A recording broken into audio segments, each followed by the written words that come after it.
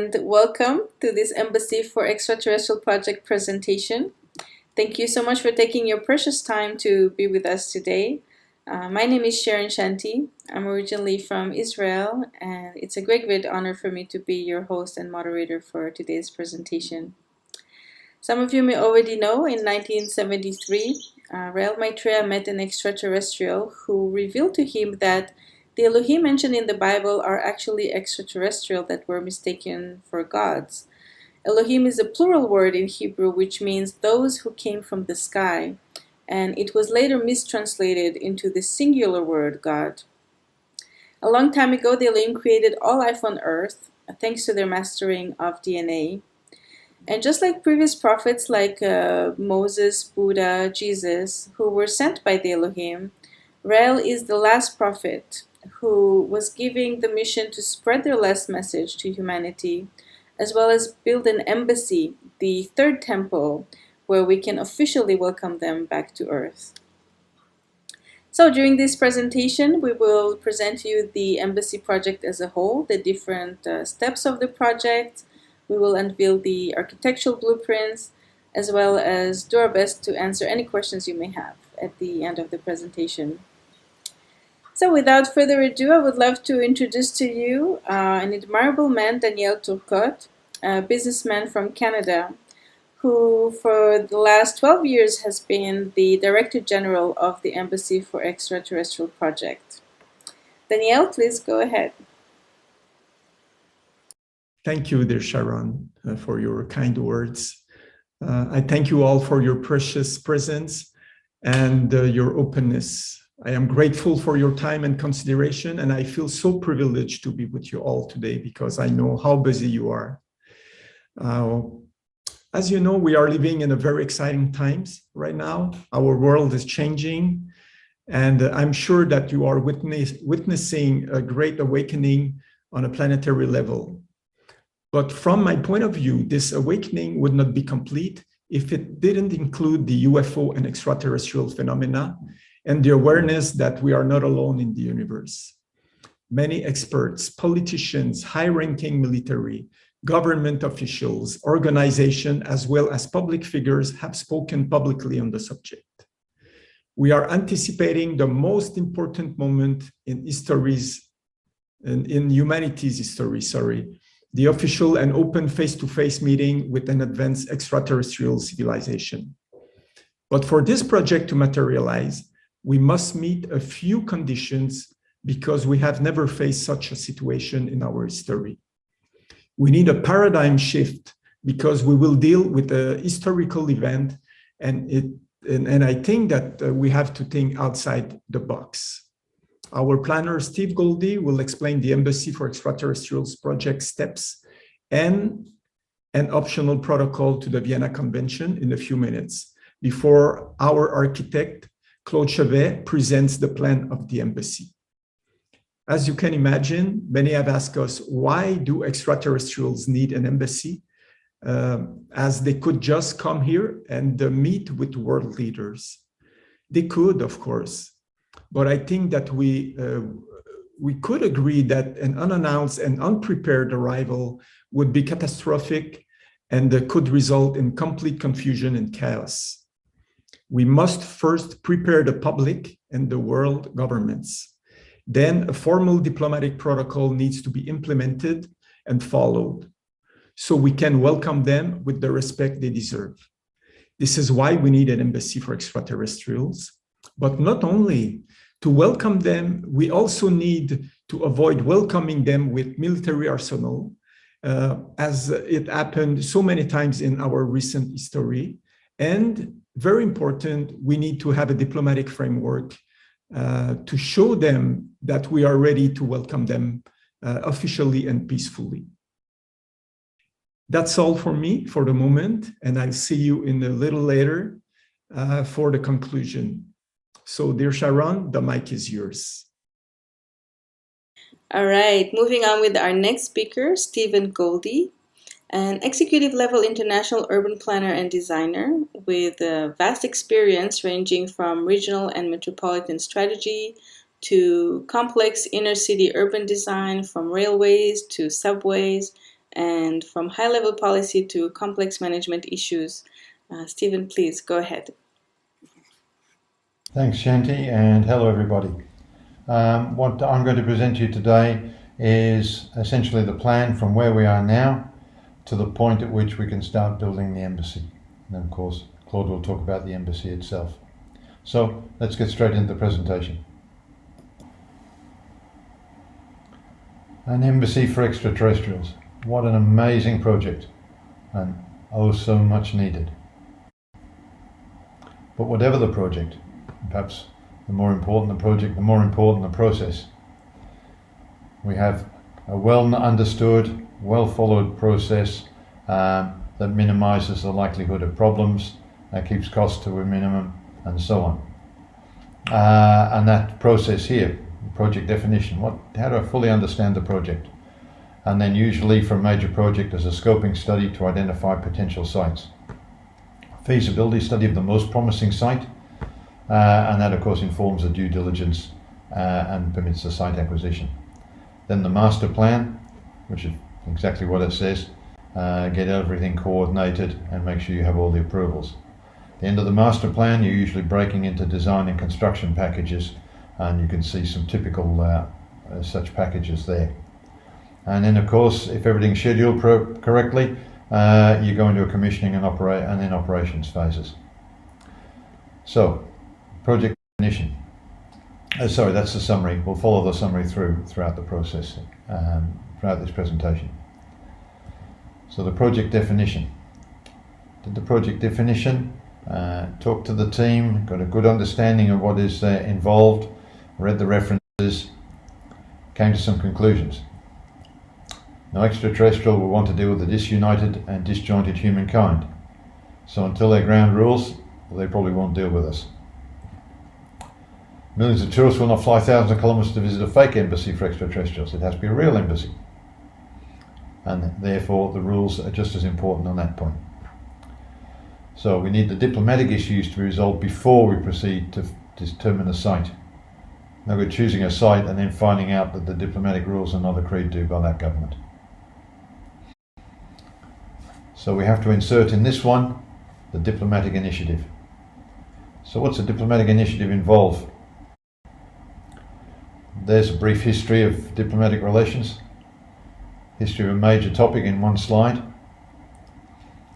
So they've been around time immemorial, a way for one ruler to communicate with another through an intermediary, through someone that they trust, they send to the other ruler's court. They do negotiations and so on. Everyone knows what an ambassador does. They're traditionally treated as a guest, and the special rules about not subjecting them to interrogation or confinement or arrest or anything like that. They're first codified in 1815, but the current convention is from 1961.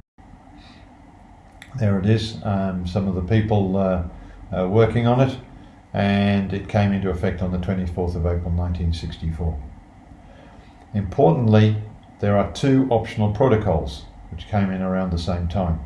One about the acquisition of nationality and one about compulsory settlement of disputes. They're optional protocols. So things that were agreed to by some parties but not all parties were taken out of the main convention and put in as optional protocols, and those nations that wanted to adopt them could, those that didn't have to.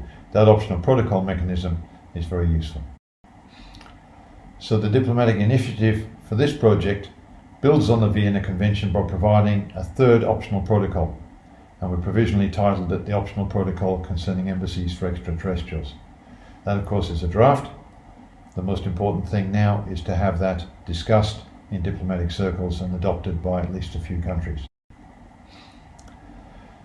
So there's a few ways we can proceed. One, a country can adopt the protocol unilaterally, witnessed of course by ambassadors from another couple of countries. Two or more countries can sign the protocol and deposit a copy with the UN. The UN is just a depository there. A country can instruct its UN ambassador to request the United Nations Secretary General to work with the International Alien Movement to present the protocol to the UN. A country could volunteer to host a convention to discuss the draft protocol. That's it, no obligation, just bring diplomats from various countries around the table to discuss the protocol. But if the protocol proceeds and is adopted, then it would become the protocol from that city concerning embassies for extraterrestrials. Or perhaps we missed something and there's a better mechanism, and of course we're happy to consider it.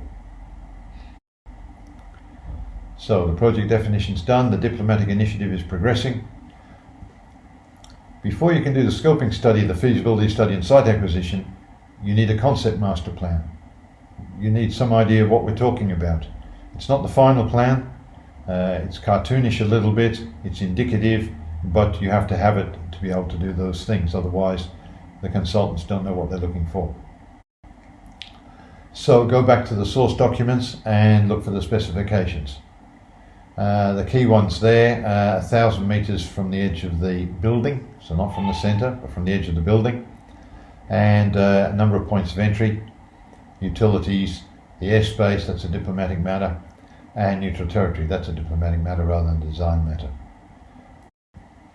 And so there we have a big round wall of 1,000 meters radius is a tricky thing to build, so 6 straight walls are much easier. Fitting that into a rectangle leaves some extra space, about 30 hectares in each corner for other uses.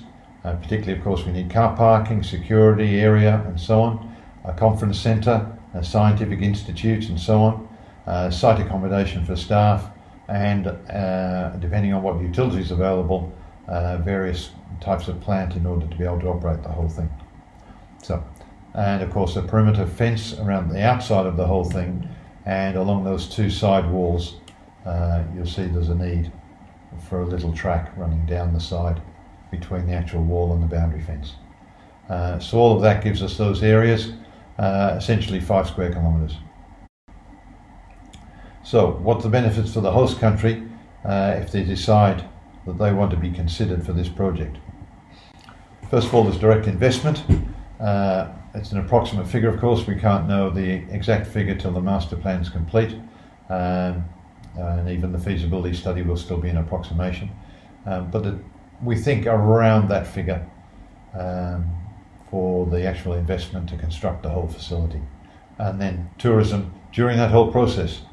And once it's built, a lot of emphasis on tourism, of course, because that will keep the whole thing operating.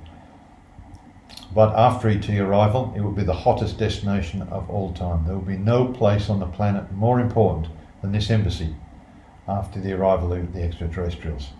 And that will justify building a new city nearby, much, much bigger than a single science institute. And we call that city tentatively Scientopolis. So the big question, of course, is how much tourism? You can build an attraction, but will people come to it? And of course, it's pre-ET arrival. So here you have cultural tourism's top 7 from before COVID, of course. And you can see the biggest of those by far is New Mexico, which includes Roswell. Roswell, of course, has famous ET connections, and it fuels a massive part of New Mexico's visitations. After that, you can see the others, Great Pyramids of Giza, half of what New Mexico gets. And then falling steadily below those. The 2 you can't see, the Taj Mahal is about 7.5 million and Eiffel Tower is about 7 million. By the way, the UK gets about £1 billion worth of income from the visitors that just come for the crop circles. It's just crop circles, £1 billion worth of income. So what are our projections? Well, we think 3 million visitors a year would be quite modest. An average spend of about 800 per visitor is quite normal.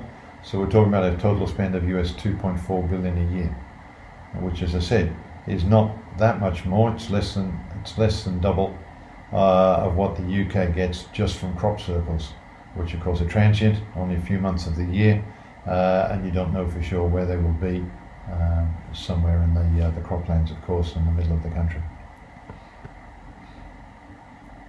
After ET arrival, who knows? You won't be able to count it. They'll be building new airports. So, that's where we're up to. That's the process so far and our projections. And let's finish off the presentation then. Well, I hope you can all appreciate what a fantastic project this is, what an honour it is to be part of the project. I'll hand you back to Shanti, and I look forward to your questions later. Thank you. Bye.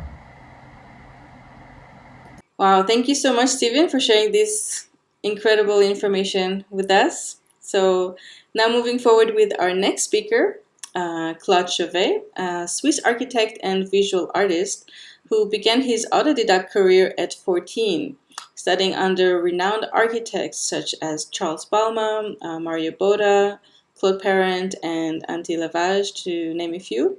Distinctive in design, Claude brings architecture to a new level, incorporating contemporary needs while expressing his artistic flair via the modern of design. He lived in the US since 1995. So I invite Claude, please. Hi everybody, my name is Claude Chevey. I'm privileged to be the chief architect of the embassy. I'm originally from Switzerland.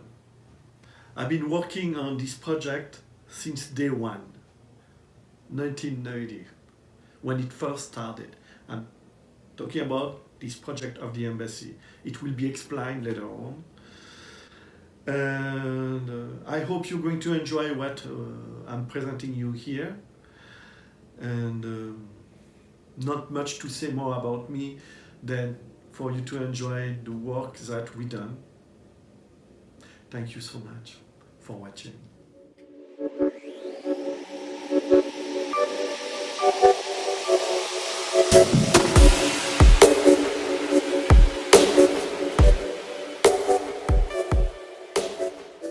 Here we can see how the building of an embassy will impact a site. In our particular case, it will generate a city around it. It's not every day that we're building an embassy to welcome an ET civilization to Earth. Can you imagine the financial impact having a city all around this embassy? It's going to be phenomenal. Wow, the society will completely switch and change our relationship with the universe. What an experience. The world of tomorrow starting now.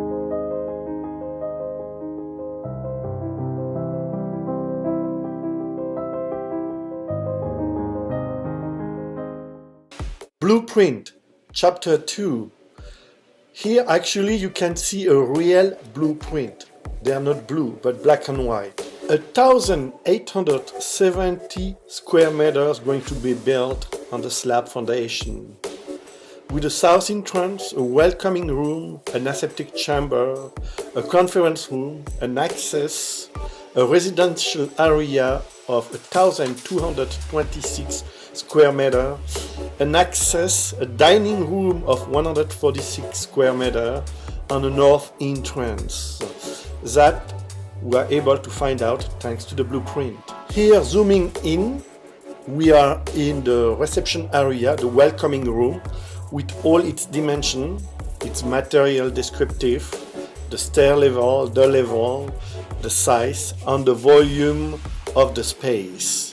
Here, zooming on the quarter area, the living space, you can see the size, the dimension, and the design of those apartments that are for the extraterrestrial visiting the planet. Here are the elevation, all the elevation for different angles with a section.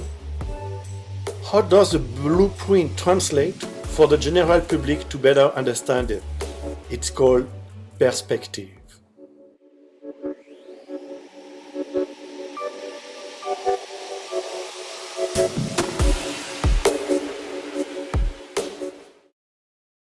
Chapter 3, we're going to talk a little bit about history of the embassy of today, how it began, okay?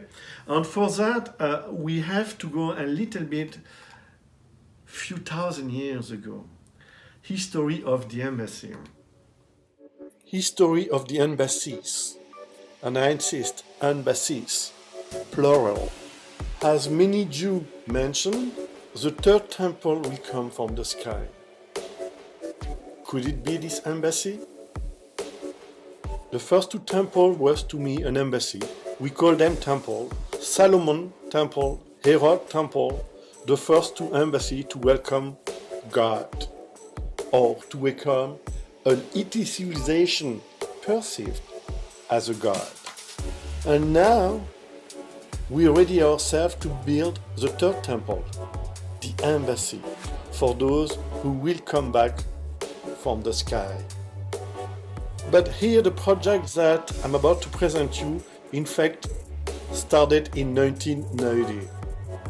So here in 1990, Jacques Isaac, Antti Lovag, and myself trying to build the very first scale model of the embassy. What a moment, what an experience back then. The idea was to build an island in which could travel in any international water to avoid the need of extraterritoriality. That was not the vision that Roel had in mind, because extraterritoriality is needed for us to promote peace on Earth. The design of Antti Lovag was not the vision of Metroia. Metroia decided to nominate Jacques Isaac to be the architect, the official architect of the project embassy. And he therefore gave him a hand draft. Here I have a replica for you to see how approximately the hand draft of Metroia was back then, just giving the dimension, the size and the orientation, etc. and so forth. Up to this day, Jacques Isaac came with this design well known, who has lasted more than 30 years up to today, the white donuts, the way I call it, with the 3 ping pong ball in the front and in the back, joined by tunnels. And here I'm going to present you a more defined approach, an architectural approach of this design. So this one is for you, Jacques Isaac, in memory of your leadership. I hope we carry on the light. So on the next one, let's talk about the elevation here. I get inspired by the flower of all life, you will see. We prepare a little slideshow on that, and also by the fact that we believe those extraterrestrials created us thanks to mastering the manipulation of DNA, the genetic manipulation. And you will see I combine the flower of life with the DNA movement on the facade. To better understand blueprint, best to go directly in 3D. So here's a presentation. You can see in 3D the slab foundation of the building, the 1,870 square meter slab foundation. It is to me way much more clear, and I think it is the work of people to understand when you come in 3D. Here are the vertical access and elevator. As you can see, there is 4 of them in the center livable space, the quarter of the extraterrestrial, because they need to access to their landing pad. Level 1 and level 2, to better understand the access, you have to admit, like when you see a rendering, it really allows you to understand better than a regular blueprint in terms of elevation, coloring, material, and it looks like real. That's the way of approaching the new blueprint of tomorrow, 3D rendering, with the bearing wall to better define the space. Here you can see the structure of the embassy. The structure looks like the DNA, like the shape of a DNA crossing with one another. It's going to be manufactured. The embassy fully completed, filled up with marble glass between the travertine structure. Open petal to welcome the creator from space. Chapter 5, Random Perspective, just for you to have a feel of what it is going to look like in and out.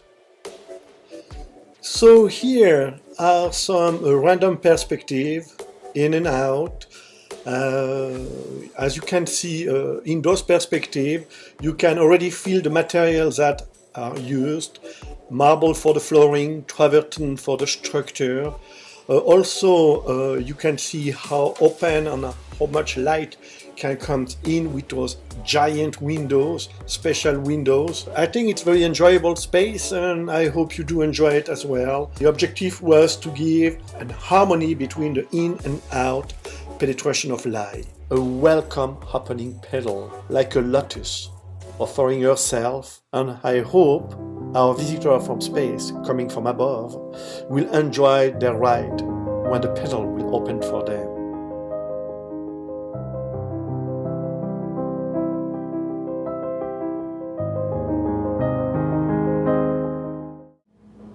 To conclude here, choose the team.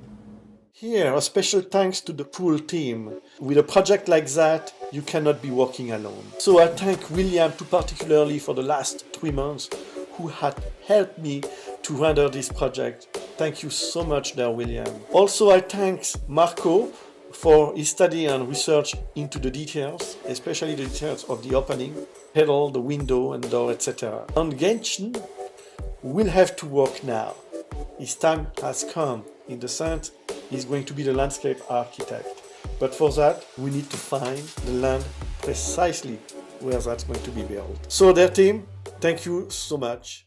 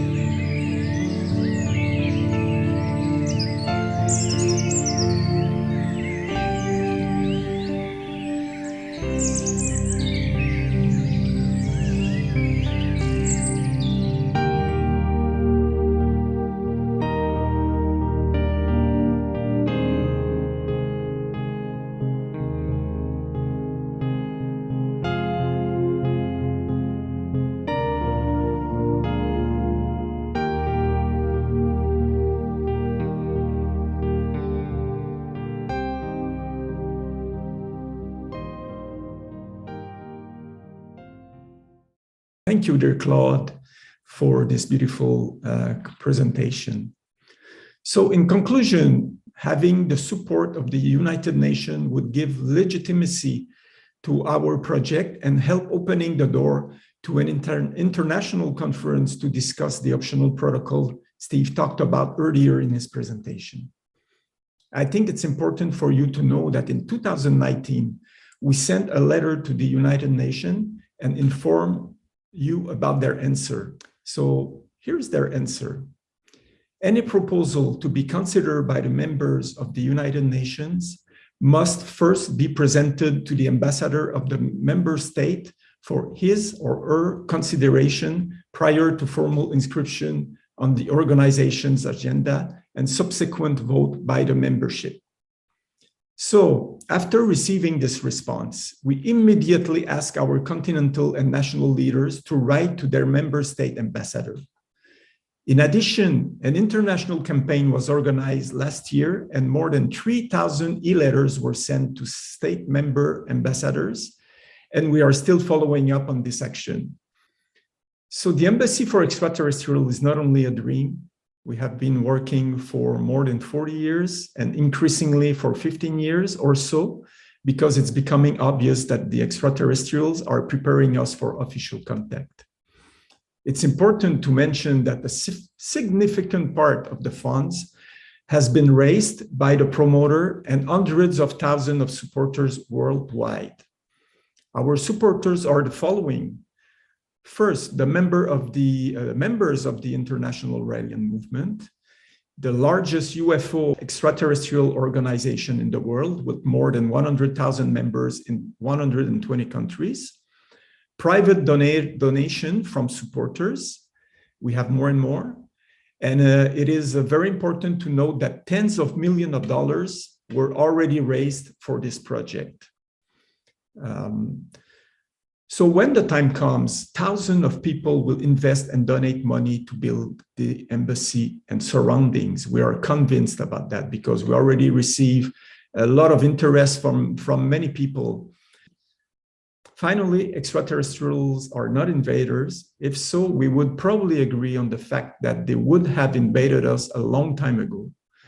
They are simply preparing us for official contact and wish to be welcome in accordance with human laws and diplomatic protocols.